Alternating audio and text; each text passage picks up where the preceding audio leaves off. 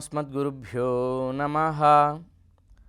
काश्यपान्वयसञ्जातं नारायणपदाश्रितं श्रीमन्नारायणं वन्दे यतीश्वरश्रियाजुषम्।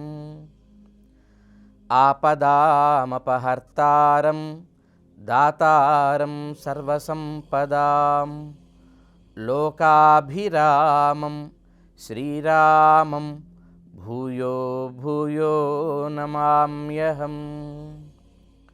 मनोजवं मारुततुल्यवेगं जितेन्द्रियं बुद्धिमतां वरिष्ठं वातात्मजं वानरयूथमुख्यं श्रीरामदूतं శిరసా నమామి। నానృతం కురుతే కావ్యం, నువ్వు రాసే ఈ కావ్యంలో ఒక్క అబద్ధం కూడా ఉండదు. అబద్ధం లేని దానికి సత్యం అంటాం కదా. సత్యానికి ఎంత లైఫ్ ఉంటుంది?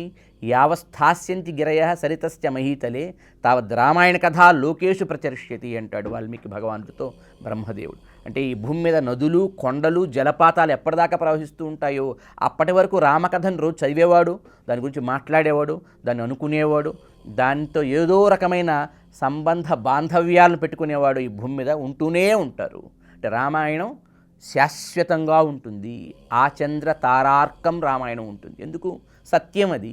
రాస్తున్న విధానంలో కూడా ఎక్కడ ఏ చిన్న పొరపాటు కానీ ఏదో చిన్న ఒక ఇబ్బంది కానీ లేకుండా రాశారు. అలాంటిది రామాయణం. అంత గొప్పగా వచ్చింది కనుక సుందరకాండలో కూడా అంతా ఆయన కంటికి కనబడుతుంది. వాల్మీకి భగవానుడికి కంటికి కనబడుతున్నప్పుడు మనకు వచ్చేటువంటి ఎమోషన్ వేరుగా ఉంటుంది. ఇప్పుడు ఒక ఇద్దరు వ్యక్తులు యుద్ధం చేసుకుంటున్నారు, కొట్టుకుంటున్నారు అనుకోండి, వినేప్పుడు మనం ఎలా చూడటానికి మనకు ఎలా ఉంటుంది? లేదు, ఒక ఇద్దరు వ్యక్తులు చాలా సంతోషంతో ఆనందిస్తూ ఉన్నారు, చూడటానికి మనకు ఎలా ఉంటుంది? అంటే మనం నేరుగా చూస్తున్నప్పుడు కొన్ని ఎక్స్ప్రెషన్స్ మన నోటి ద్వారా పలుకుతాం. ఆహా, ఓహో, అద్భుతం, భలే ఉంది అనో ఏదో ఒక ఎక్స్ప్రెషన్ మనం ఇస్తాం. వాల్మీకి భగవానుడు కూడా తన రామాయణంలో ఆయన అద్భుతమైన సందర్భాలు కంటితో దర్శిస్తూ ఉన్న తరుణంలో విశేషార్థగర్భితములైనటువంటి సందర్భాలు ఎదురైన ప్రతి సందర్భంలో హకార ప్రయోగాన్ని చేస్తూ ఉంటాడు ఆయన. అట్లా వాల్మీకి రామాయణంలో ప్రత్యక్ష దర్శనంగా వాల్మీకి భగవానుడు ఈ రామాయణం రాశాడు అనటానికి ఆ పదాల కూర్పు, ఆయన ప్రయోగించిన తీరుతెన్నులు చాలా స్పష్టంగా తేటతెల్లం చేస్తాయి. ఇది దర్శిస్తూ చూస్తూ ఆయన వ్రాశారు అంటాన్ని. అట్లా హనుమంతుల వారు 100 యోజనాల సముద్రం దాటి వచ్చాక ఈయనకి ఏమన్నా కొద్దిగా అలసట ఏమన్నా కలిగిందేమో చూద్దామనిపించి హనుమంతుడి ముక్కు దగ్గరికి వెళ్ళి చూసేట వాల్మీకి భగవానుడు. చూస్తున్నాడు కదా, అని ఒక నిట్టూర్పన్న ఇస్తాడా? మరి 100 యోజనాలంటే సామాన్యం కాదు. నిరాలంబంగా ఏ ఆధారం లేకుండా ఎక్కడ ఆగకుండా మొదలుపెట్టిన దగ్గర నుంచి వచ్చాడు కదా అని దగ్గరికి వెళ్ళి చూశాడు. అనిశ్వసన్ కపిహి నస్త అనిశ్వసన్ కపిహి తత్ర నగ్లాని మధిగచ్చతి అంటాడు అనమాట. ఆ వానరుడు ఎక్కడా కొద్దిగా కూడా తొట్టుపాటు పడలేదు, ఒక చిన్న నిట్టూర్పు కూడా విడవలేదు. అంతేకాదు, ఈ 100 ఏంటి, ఇట్లాంటి వందల యోజనాలు మరికొన్ని దాటగల నవలీలుగా అని మనసులో అనుకున్నాడు. అట్లాంటి ప్రభావం కలిగి ఉన్నాడు హనుమ. తరువాత ఒక్కసారి లంకానగరాన్ని చూసి కాస్త చికటబడిన దాకా ఎదురు చూశాడు.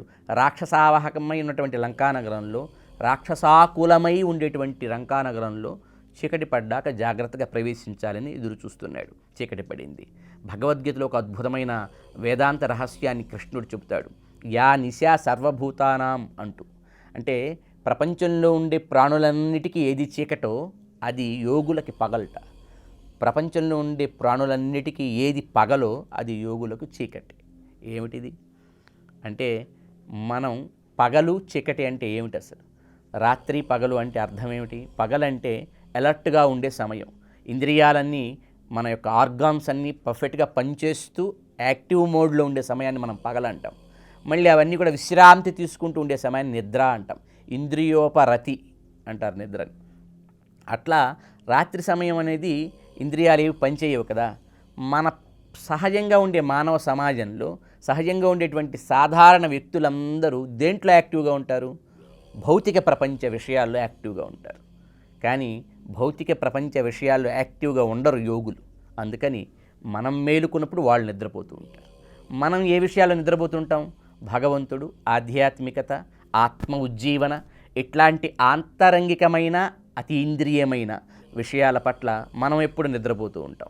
కానీ ఆ విషయాల్లో వాళ్ళు ఎప్పుడు మేలుకుంటూ ఉంటారు. హనుమానుడు రాత్రి అయ్యిందాక మేల్కొని ఎదురు చూస్తూ రాత్రిపూట ఆయన మేల్కొని వెళ్ళాలి అనుకోవటం ఆంతర్యం ఇది. ఆయన సీతమ్మని వెతకాలని వచ్చాడు ఈ లంకానగరానికి. సీతమ్మ అంటే శీరము చేత భూమిని దున్నుతూ ఉంటే, నాగలితే భూమిని దున్నుతూ ఉంటే యజ్ఞక్షేత్రంలో అయోనిజగా లభించింది ఆ తల్లి. అంటే తల్లి గర్భం నుంచి కాకుండా భూగర్భం నుంచి అయోనిజగా ఆ తల్లి వచ్చింది. ఆత్మ కూడా అంతే కదా. ఆత్మకి ప్రత్యేకంగా మన దేహానికి ఉన్నట్టు పుట్టుక చావు ఉండదు. ఆత్మ ఏ దేహంలో ఉంటే ఆ దేహ తాలూకు అనుభవాలని, ఎక్స్పీరియన్స్ని తాను రికార్డ్ చేసుకొని నెక్స్ట్ ట్రావెల్కి వెళుతుందన్నమాట.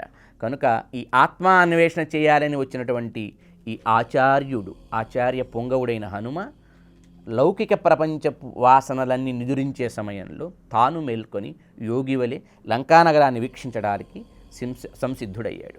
ఒకసారి తన దేహాన్ని తగ్గించుకున్నాడు.